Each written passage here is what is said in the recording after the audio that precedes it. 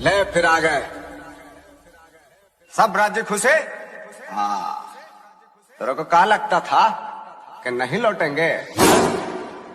गलत। दोस्तों, प्राचीन काल में बाल्य और किशोरावस्था में व्यक्ति गुरुकुल में दीक्षा ग्रहण कर शिक्षा अर्जित करता था।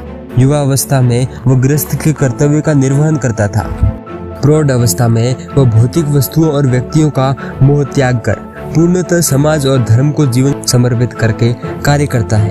वानप्रस्थ का एक अर्थ ये भी है, घर पर रहते हुए भी मनुष्य संयम का अभ्यास करे, बच्चों को विद्या पढ़ाए, फिर धीरे धीरे अपनी जिम्मेदारी और बच्चों पर डालकर बाहर निकल जाए और अंत में वृद्धावस्था में वह संन्यास्त होकर सभी वस्तुओं का त्याग कर सन्यासियों जैसा जीवन व्यतीत करे।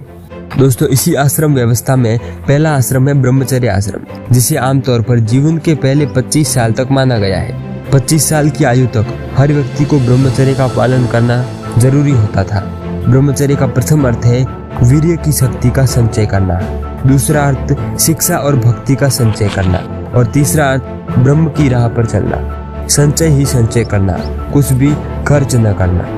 दोस्तों, हिंदू धर्म के अनुसार जन्म से लेकर 7 वर्ष तक की उम्र तक व्यक्ति अपने माता पिता के पास ही रहता है और उसके बाद उसका विद्या आरंभ संस्कार होता है। इस दौरान वह किसी श्रेष्ठ गुरु के आश्रम में 25 वर्ष की उम्र तक रहकर शिक्षा, विद्या और भक्ति का पाठ पढ़ता था। दोस्तों, जैसे कि हमने पहले वीडियो में बताया, ब्रह्मचर्य के पालन से व्यक्ति के वीर्य का, शिक्षा का, विद्या का और भक्ति का संचय होता है। उसी संचय से व्यक्ति का गृहस्थ जीवन पुष्ट और सफल बनता था। इसलिए 25 वर्ष की आयु तक व्यक्ति को अपनी शारीरिक और मानसिक क्षमता बढ़ाना चाहिए, क्योंकि इसी दौरान इसका विकास होता है। दोस्तों, व्यक्ति के शरीर में अधिकांश बदलाव और विकास 25 वर्ष की आयु तक हो जाता है।